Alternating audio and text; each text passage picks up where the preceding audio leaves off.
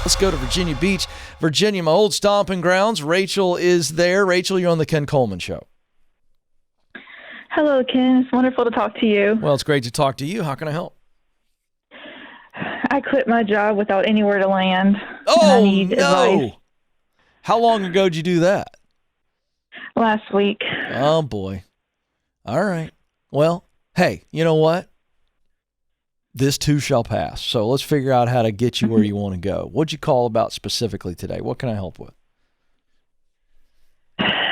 Well, I've had 3 interviews since then, and I'm waiting to hear from them. So Okay, good. There's a little light. Well, first of all, there's light. Okay, I get it. You jumped. Was it just a really bad emotional situation where you just felt like I can't do this anymore? Yes. All right. It was not the atmosphere I thought it would be. Okay. How much money were you making in that job? It was by hour. I understand. How much were you making? I would say about $1,200 a month. Okay. No, just tell me your hourly rate. I'm sorry. I should have made it simple. Sorry. $10 an hour. Okay, great. So here, can I give you some good news? Because before we get into what you want to do, or again, you haven't told me specifically what you want my help with, but I wanted to encourage you, okay, by saying, Rachel, even though we're still dealing with this wacky economy and it's up and down, we don't know really what it's looking like, but there are a lot less people unemployed now than there were 2 months ago. So that is something positive to be excited about. The reality is I think you can find a job that pays you $10 an hour until you get the yes on some of these other things. So let's say you don't get a yes right away. You're out there delivering food, delivering pizzas. Pizzas are still in high demand. Food deliveries in high demand. Go do something just to take the pressure off. You understand what I'm saying? And you can quit that job as soon as one of these other deals comes through. But I just want to at least encourage you. Go do whatever. You want to make $10 an hour. So go do that. If you got to flip burgers, go do it. And then we take the pressure off. Do you understand what I'm saying? Yes. Okay, good. Go do something. Well, just to take the pressure off. Yeah. Anything for $10 an hour, right? And now we go, okay, all right. Got money coming back in. All right, now we focus on the future. So what specifically do you need my help with on the future? How high should I reach? Because all I was making was $10 an hour. Oh, yeah. And sweetheart, I want you to reach for sense? the stars. Yeah, I know what you're asking. I want you to reach for the stars. What's your dream? What's your dream? What would you do if I took all of the necessary qualifications and all the experience and all that money or whatever you're dreaming about, whatever has been a barrier for you, and if I remove it and place you in the dream job, guaranteed you cannot fail. You're going, Ken, this is unbelievable. I'm actually excited on Monday mornings. On Fridays, I'm ready to go home and get a little rest, but boy, oh boy, am I feeling fulfilled. I cannot believe I'm getting paid to do this. What is it, Rachel? What has your heart been telling you? I want to write a book. There we go. What do we want to write about? Christian fiction. Okay. Are you getting emotional on me? Yes. Tell me why. I rarely told anybody that. Yeah. Second caller this week that we've had that happen. Second time. And I love it.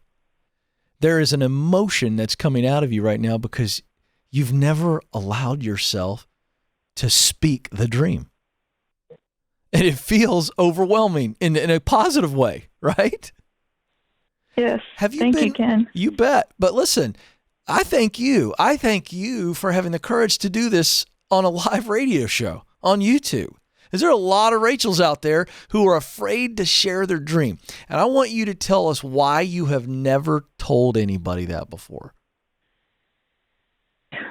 I'm afraid they won't believe in me. Yeah. They'll laugh at you and go, what? How are you going to write a book? Am I right? Does that sound like the voice? Yes. Yeah. Curious. What were your number 1, 2, 3 subjects in school that just were easy for you? Literature. Yeah. And history. Yeah. Interesting. And how would you rate yourself? And I want you to be honest. It's just you and me here. Forget everybody else. How would you rate yourself as a writer? I'm okay. No, rate it. 1 being the worst writer that's ever touched a pen, and then 10 the greatest of all time. What would you rate yourself? I'll say a 7. Let me tell you what I like about 7, Rachel. A 7 who works hard on writing and who really studies the craft and follows other writers that move them and details out. This is what I love about this writer who I love to read. And this is what this writer does that's really, really good. And takes some writing classes online. Gets in some webinars on how to write. Oh, by the way, Rachel, these are all really cheap. 7 can turn themselves into a 9. And I believe over a span of 7 to 10 years could possibly be a 10. That's what I believe. A 7 who believes in themselves and works at it can be a 9 for sure. And guess what 9 writers get, Rachel? What do you think 9 writers achieve? An audience? Yes, ma'am. They write books. They write articles. They have a successful website where they write. So Christian fiction is your jam. That's what you want to do. How old are you, Rachel? 35. 35. You are plenty young. Now, here's what you have to do. Here's the mindset. This is just like 34-year-old Ken Coleman. I want you to hear me, Rachel. I was 34 when I finally decided, all right, I'm going to chase broadcasting. And I did not have a degree in broadcasting, still don't. I didn't know a lot of people in broadcasting. I just went after it, but I had a day job that took care of my basic needs, a wife, 3 kids, a house, and all the stuff and diapers. You feel me? Yes. And I pursued broadcasting on the side, and I paid my dues, and I worked my way through it. That's what your journey's going to be. But you must start writing now. And you must also start showing your work now. Are there going to be a lot of people that read it? Nope.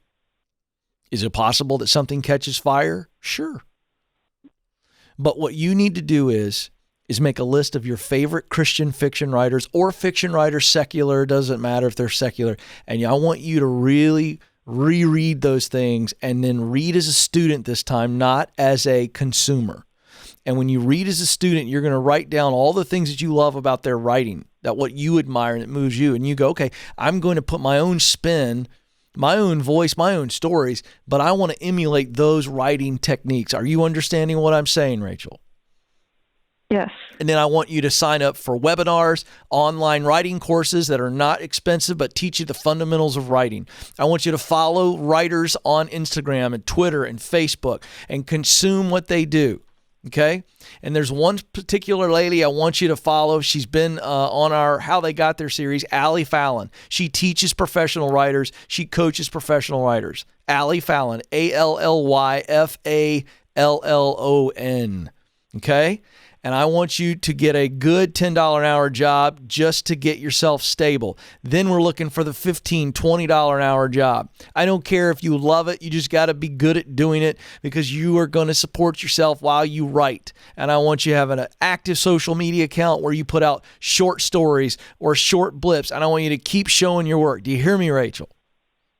Yes, sir. And eventually, you're going to write that fiction novel. Do you understand what I'm saying? Yes. All right. I want to hear back from you. I don't care how many years it is from now, and we're going to share this story. And I want you to start writing tonight. I want you to write 1 chapter, a short story, something. I want you to write something tonight, and I want it to involve you just letting your heart fill the pages. You promise me you'll do that? I promise, Ken. All right, Rachel. I really appreciate you. Go, Rachel, go.